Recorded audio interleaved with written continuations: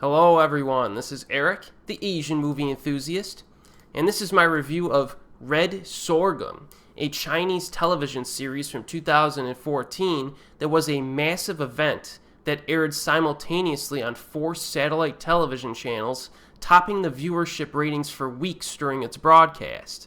And it's actually been viewed more than 1 billion times on a major Chinese streaming website. Yes, that's billion with a B. This series, which consists of 60 episodes that are approximately 40 minutes each, chronicles the struggles of the protagonist Jiu'er in rural Shandong province in early 1930s. Now, due to various misfortunes, our protagonist is sent into an arranged marriage with a man who has leprosy. This man's family owns a profitable wine distillery, though, but there's constant infighting between the family members. To complicate matters further, our protagonist becomes romantically involved with a bandit who is in conflict with rival gangs as well as a local magistrate. Now, our star here is Zhou Xun, who is one of my favorite actresses of all time. She kind of shot onto the radar of international audiences with her roles in Suzhou River in 2000 and Balzac and the Little Chinese Seamstress in 2002, both of which I would recommend. Some of my personal favorite performances include The Equation of Love and Death from 2008, as well as the wacky romantic comedy All About Women, also from 2008.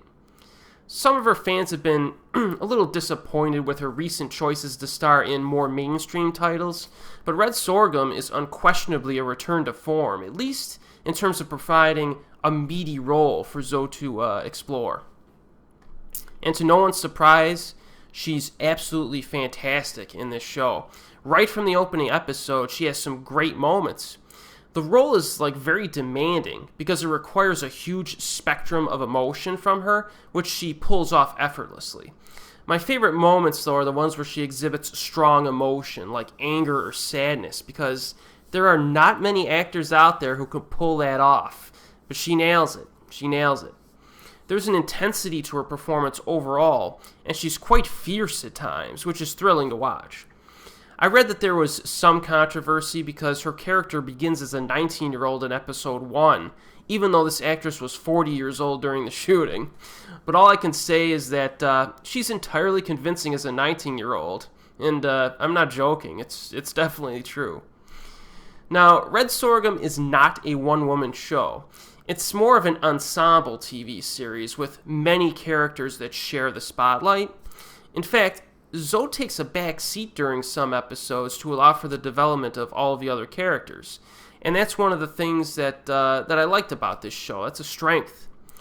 For example, the male lead is quite likable, very rough around the edges as a character, and very volatile, and that kind of suits him since he very quickly takes the bandit route for his life.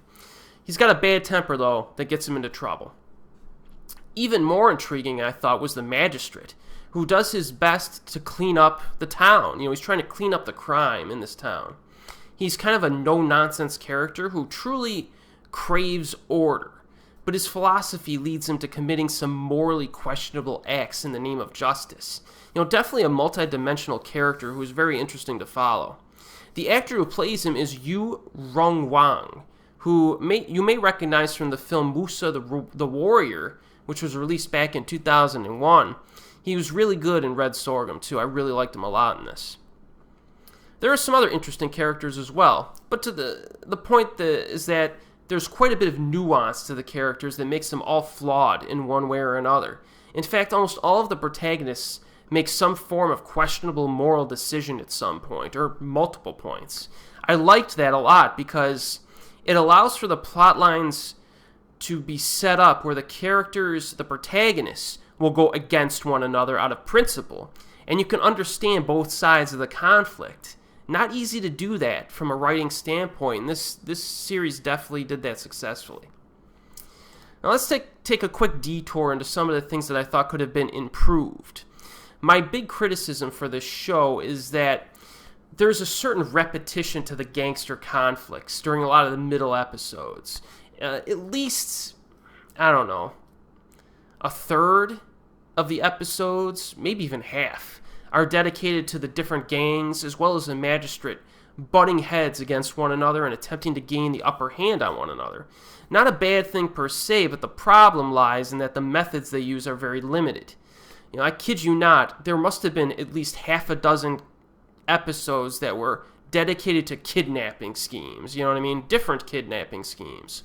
After the first few, it became very repetitive. Also, there's a number of gun battles in this that were shot well, but at one point, like one side is about to win, or they overwhelmingly win, but the leader of the losing side escapes to fight another day. They did that a few too many times for my liking as well. Happens a bit too much. But in all fairness, the relationships between these characters is properly developed and does culminate properly in the final story arc. But I wanted more variety in their conflicts with one another, instead of just like the kidnappings and shootouts. Like, for example, let me give you an example. Why not play up the winemaking aspect of the show? They touch upon the winemaking industry a little bit, but it would have been really interesting if they dove in and dedicated like 10 or more episodes into the difficulties of making that wine, the economics behind it, how to maneuver your way through difficult business ventures, etc. Something that the Korean show Jiu'er did so well with the salt mining and the weapon making aspects. Red Sorghum could have developed a business model and then had the bandits attempt to fund their gangs through the winemaking industry. They need to get their money from somewhere, right? It's just something I would have preferred that. That would have been an interesting kind of side route they could have taken between the bandit conflicts. See how their business skills are, you know what I mean? Another thing that may irritate some viewers is that a few of the side characters do give some over-the-top performances, mostly during the earlier episodes. This is especially true for our lead protagonist's slimy father. There were also a few other character turns that were a bit abrupt in my opinion, but that's about it in terms of flaws.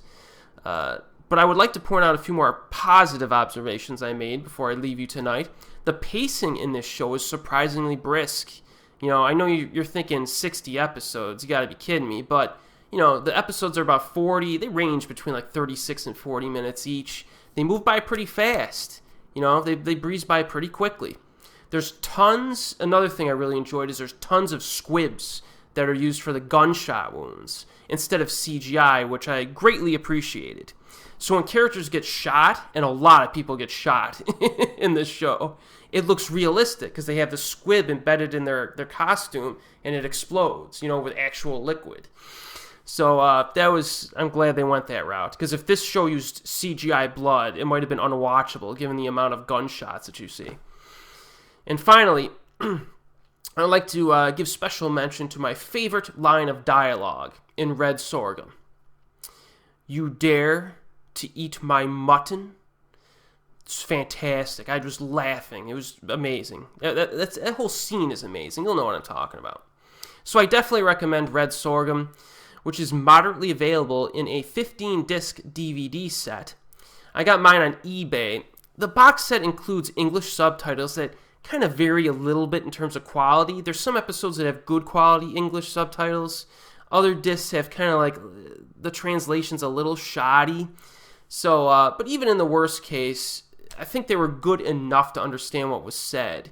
But if you're a real stickler for perfect subtitles, you might want to take that into consideration when assessing your viewing options. So, yeah, check this one out if you got the time and the means.